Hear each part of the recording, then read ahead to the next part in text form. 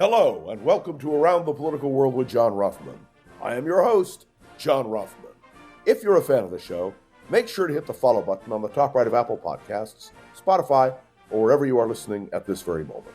When you hit follow, leave a review or share an episode with a friend. It helps other people discover the show, keeps us going, and as I like to remind you each and every day, it expands our base. Thank God for checks and balances. Two courts have now ruled that Donald Trump's executive order eliminating birthright citizenship is invalid. The order by President Trump is now on hold.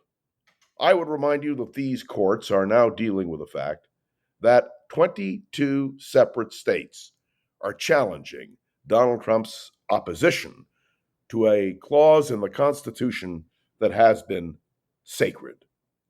At the heart of the law is the 14th Amendment to the Constitution.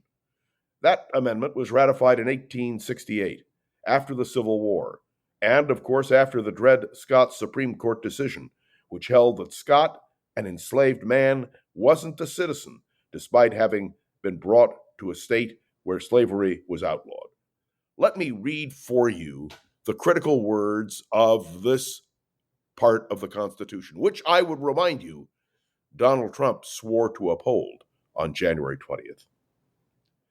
All persons born or naturalized in the United States and subject to the jurisdiction thereof are citizens of the United States and of the state wherein they reside. Just that simple. If you are born here, you are a citizen.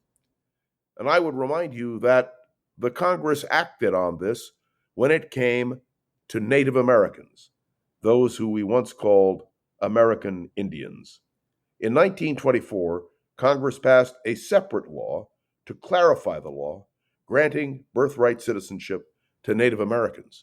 It was a critical moment, something which was so important. And let me just point out, when I hear the Republicans, some anyway, claiming that the U.S. is exceptional in the world because we have birthright citizenship, I want to remind you the United States is among 30 countries where birthright citizenship is part of their law. Most are in the Americas, and Canada and Mexico, our neighbors to the north and south, have that birthright citizenship clause.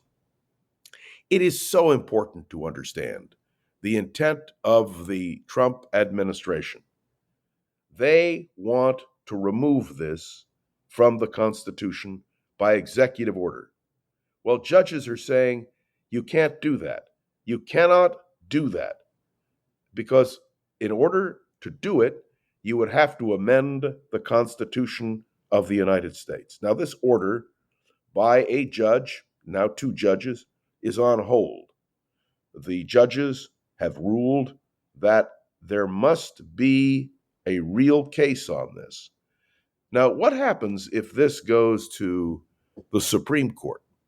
Well, the Trump administration will have the opportunity to make the argument about this. But I want you to understand, as one federal judge who is a Ronald Reagan appointee, who has been on the bench since 1980, let me correct myself, since 1986, issued his own injunction. He said Trump is simply trying to amend the 14th Amendment, which grants citizenship to those born in the United States. And said the judge, it's for political reasons, and it's not legal. This is what the judge said in his ruling, and it's important to understand it. The rule of law is, according to him, Trump, something to navigate around or something ignored, whether that be for political or personal gain. In this courtroom, and under my watch, the rule of law is a bright beacon, which I intend to follow. His injunction was clear, and the Justice Department, under Pam Bondi, the new Attorney General, is expected to appeal it. By the way, automatically I'm thinking to myself, you want to know the name of this judge. and I'm going to give it to you because I think it's very important. U.S. District Judge John C., I'm going to spell his last name, Coughennour, based in Seattle. And he is, as I say, a Reagan nominee.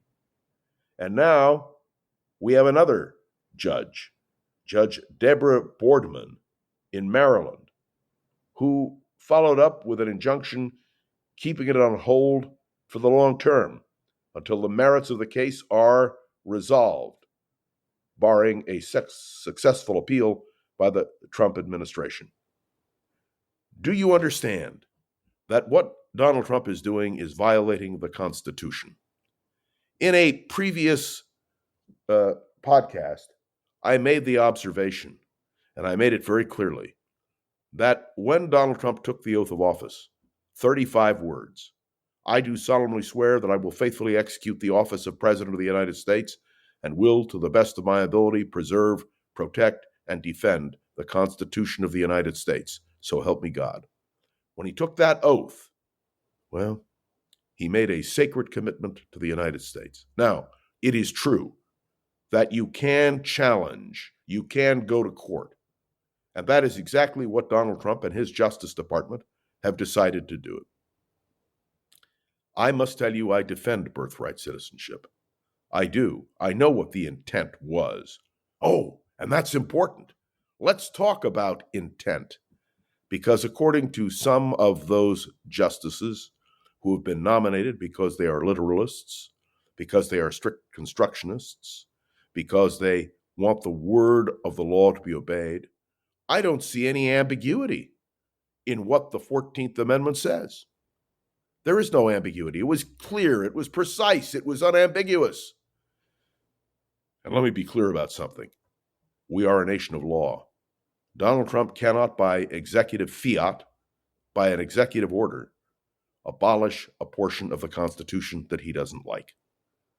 By the way, it was pointed out to me the other day that Donald Trump has talked about running for a third term.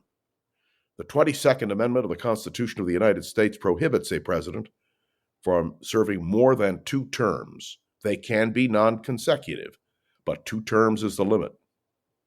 And just so we're clear, even if a law were passed granting the president the opportunity to run for a third term, which would require, by the way, the repeal of the 22nd Amendment, it wouldn't apply to Donald Trump. Harry Truman pointed out that he could have run for president forever, because the 22nd Amendment didn't apply to him, because when he took the oath of office, it was the law. Interesting, isn't it? They say that power corrupts, and absolute power corrupts absolutely. Let's be clear. Donald Trump does not have absolute power, nor should any president of the United States. Birthright citizenship, I hope it does go to the Supreme Court, because there I believe, with perfect faith, that the justices will uphold the law as it was written. If you want to amend the Constitution, Mr. Trump, all you have to do is go to the states. That's all you have to do. Oh, you got to get congressional approval too. These minor technicalities are major obstacles to Donald Trump. Not only on birthright citizenship, not only on the 22nd Amendment, but on so many other points as well. Thank heaven for checks and balances. Well, that's it. We have to watch and see what happens next. Thanks for tuning into another episode of Around the Political World with John Rothman. Make sure to follow along and let me know your thoughts on the show by leaving a review on Apple Podcasts and sharing an episode with a friend or colleague so we can continue to grow and expand, which is, of course, our goal. And I want to make sure that you know you can interact with me either by email or by going online to make your comments. I welcome your comments. We have one particular listener, Robert, who listened to me on KGO for years, who tells me what he thinks all the time. In any case, that's it for today. I am John Rothman. I want to say a special thank you to Gogo Zoger. I'll be back on Monday with another episode of Around the Political World with John Rothman.